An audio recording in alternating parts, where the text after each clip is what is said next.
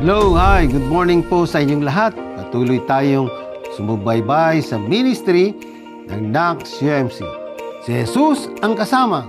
Halina, manood, makinig sa devosyong ito. Kapupulutan ng magandang aral at magagamit pang araw-araw na buhay. Ako po ang inyong devotional leader, Reverend Sunny de la Peña, na nagsasabing, pagpalain kayo ng Diyos sa inyong buhay. Our topic today, standing firm in faith.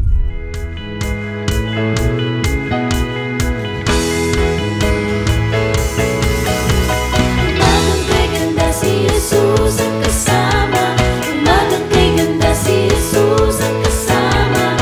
Umagang kay ganda si Jesus ang kasama. Kasama na si Jesus ang kasama.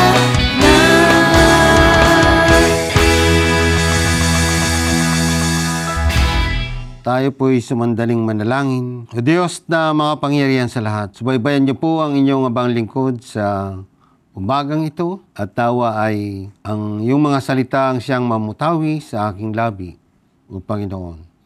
Buksan mo ang puso at isipan ng mga nakikinig sa online, O Panginoon.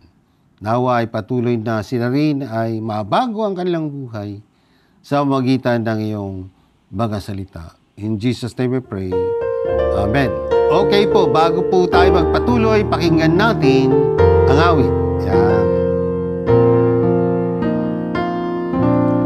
Above all powers, above all kings, above all natures and all created things, above all wisdom and all the ways of men,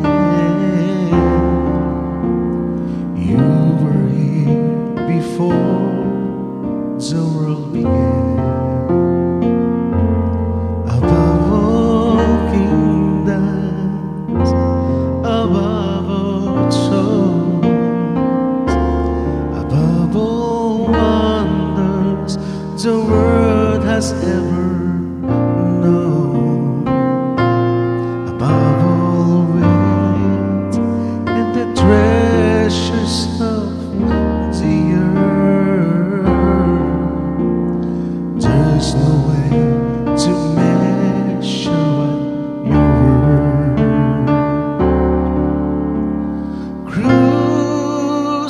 Crucified, laid behind the stone, you live to die, rejected and alone, like a rose trampled on the ground. You took the fall, taught on me above all.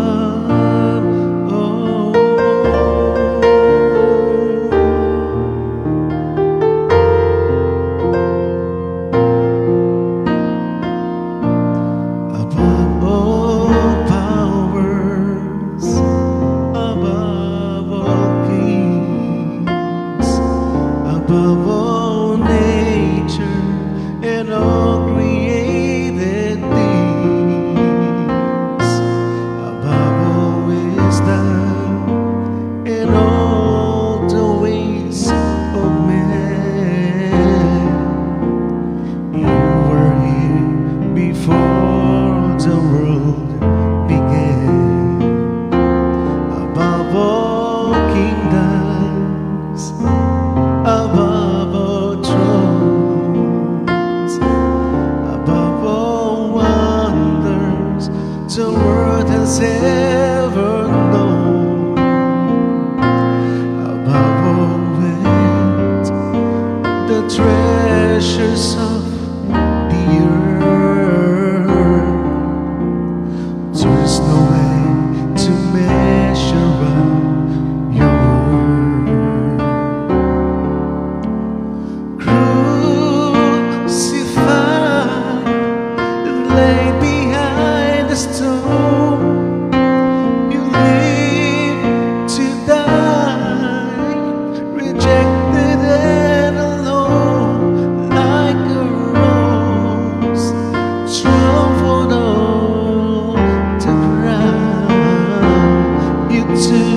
fall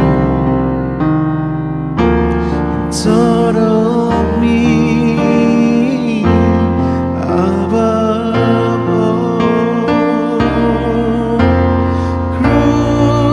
Crucified and lay behind the stone, you live to die, rejected and alone, like a rose trampled on the ground. You took the fall, thought of me above all, like a rose trampled on the ground. You took the fall and thought of me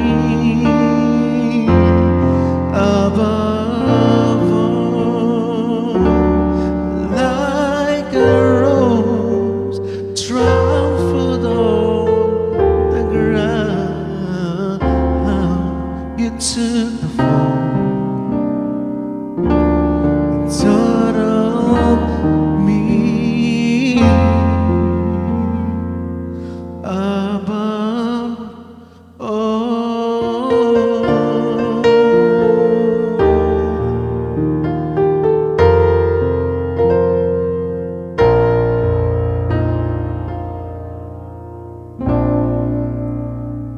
Maraming salamat sa napakagandang awit sa Panginoon. Yan. So our topic today, brothers and sisters, is standing firm in faith.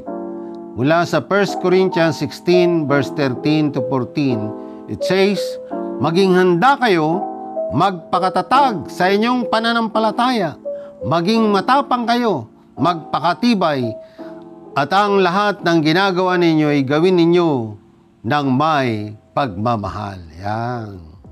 So our topic today was speak on our church anniversary theme, United, Rooted in Christ, Standing Firm in Faith, and Moving Forward in Mission. Ngunit kukunin lang natin ay yung Standing Firm in Faith today para praise po yan. Ikaw ba ay kasalukuyang nahaharap sa isang matinding pagsubok sa iyong pananampalataya? Ikaw ba ay nasa dilim tungkol sa mga pangyayari sa iyong buhay? Isa sa mga bagay na nahihirapan tayong hawakan ay ang pagsubok sa ating pananampalataya. Ito ay nangangailangan ng mas maraming panloob na pakikibaka para sa atin na lumabas sa kabilang panig. Gusto nating malaman ang mga sagot. Gusto nating makita ang liwanag sa dulo ng tunnel ng maaga. Napakalaking hamon para sa atin na dumaan sa mahabang pagsubok sa ating pananampalataya at disiplina ng kadiliman. Ngunit ito ay hiniling ng Diyos sa bawat isa sa atin kung tayo ay umuunlad sa espiritual. May dalawa akong kinuhang kurso sa kolehiyo bago ako nag-seminary. Ibig sabihin maraming paaralan ang napuntahan ko. Isang bagay ang masisiguro ko sa inyo mga kapatid. Mas madaling kumuha ng kurso na alam natin kung kailan ito matatapos. Huwag araw ng huling pagsusulit upang mapaghandaan natin ito kaysa dumaan sa pagsubok sa buhay. Ngunit ang pagsubok sa ating pananampalataya ay napaka-unpredictable. It throws us off guard. Yan. Kailangan lagi tayong handa eh. Kailangan nating mag-ipon ng ating lakas ng loob at marubdob na harapin ang Diyos sa kaibuturan ng ating puso. Kung nais nating malagpasan ang hindi pa nababagong damdamin, nais kong maranasan ay ang katapatan ng Diyos sa akin. Ngunit mga kapatid, ginigiya at dinadala pa tayo ng Diyos sa mismong bagay na sumusubok sa ating pananampalataya. Bakit niya ginagawa ito? Ang bihira nating maunawaan sa simula, lalo na sa isang hamon sa buhay, ay pinahintulutan niya ang ganitong uri ng walang humpay na pagsubok para sa ating ikabubuti at kapakikinabangan. Wala siyang balak na saktan tayo. Nilalayon niyang tayong pagpalain kung tayo ay lalapit sa halip na palayo tayo sa Diyos. Kung naharap ka sa masidhing pagsubok, hindi ka nag-iisa. Kasama mo ang Diyos at ang kayang bigyan ka ng tiwala sa gitna ng iyong mga pagsubok. Ikaw ay nasa mapagmahal na mga kamay ng makapangyarihang tulad ng pana at palaso sa kamay ng mamamana. Maingat niyang pinupuntirya ang bagay na hindi mo nakikita. Siya ay nag-uunat, humihila at pinipilit ka sa kanyang mga layo. Si Oswald Chambers, isa sa aking mga paboritong Kristiyanong may akda na isinabuhay ang kanyang pananampalataya. He is best known for the daily devotional. Title niya ay My Utmost for His Highest. Pastor Joey Umali naman, yung kanyang devotional packet, Unchanging Grace. Magandang basahin to. Faith never knows where it is being led, but it loves and knows the one who is leading. In the days of difficulty, how can we respond in faith? How can we rise up in confident faith in God when the world around us seems to be crumbling? We must find the way of faith if we are going to live in victory. After all, faith is foundational in Christian life. Sa verse 29 ng Mateo, nipo niya ang kanilang mga mata at sinabi, mangyari ang ayon sa iyong pananampalataya. Iba pang verses, sa 21, sumagot si Jesus, tandaan ninyo, kung kayo'y maniniwala at hindi mag-aalinlangan, magagawa rin ninyo ang ginawa ko sa puno ng igos na ito. Hindi lamang yan, kung sasabihin ninyo sa bundok na ito, malis ka riyan at tumalon ka sa dagat, mangyayari ang inyong sinabi. Anumang hingin ninyo sa panalangin, ay tatanggapin ninyo kung maniniwala. Mateo 21 verse 21. So brothers and sisters, ano ang ginagawa ng Diyos sa pagsubok na ito ng pananampalataya sa gitna ng ating maapoy na pagsubok? Anong gusto niyang malaman at gawin natin sa panahon ito? Lahat tayo may pagsubok. Marami sa buong mundo ang dumaranas ng matinding pagsubok.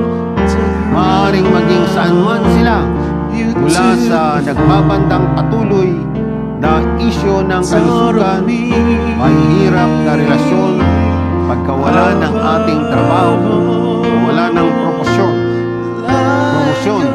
at pagkilala, katulad ng war between Israel and Hamas, Ukraine and Russia.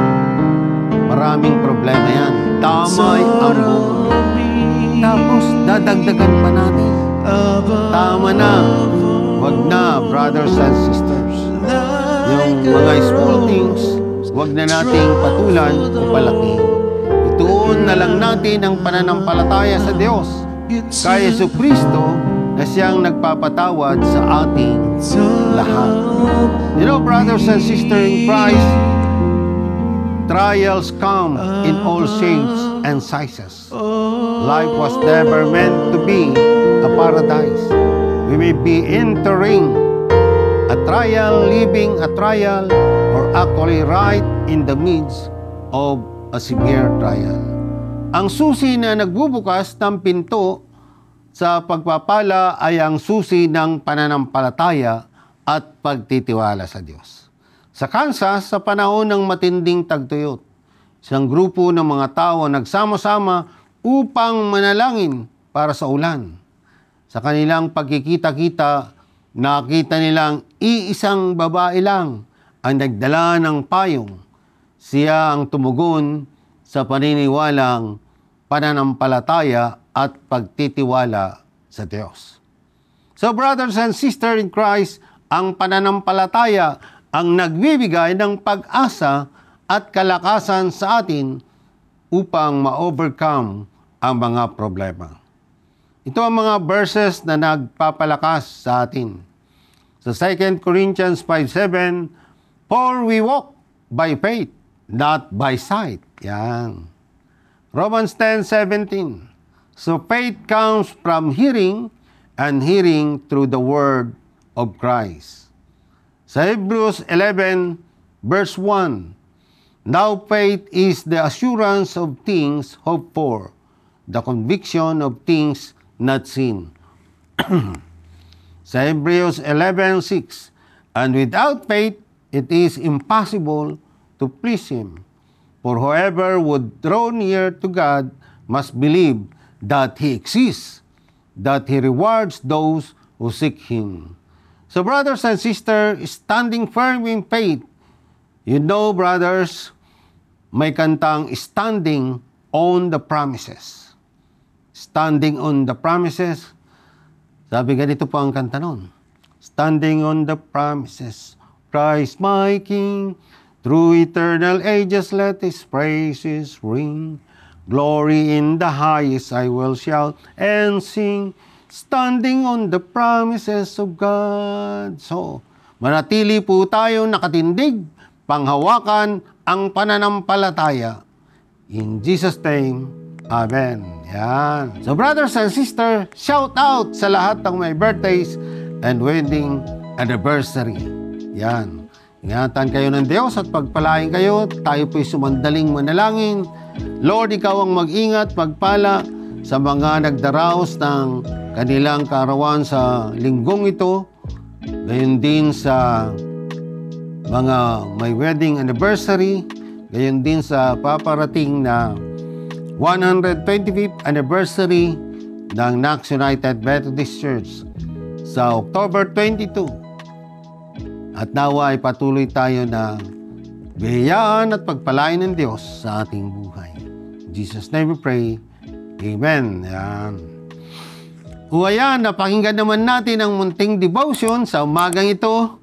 Pansamantala tayong magpapaalam at magbabalik tayo next Friday.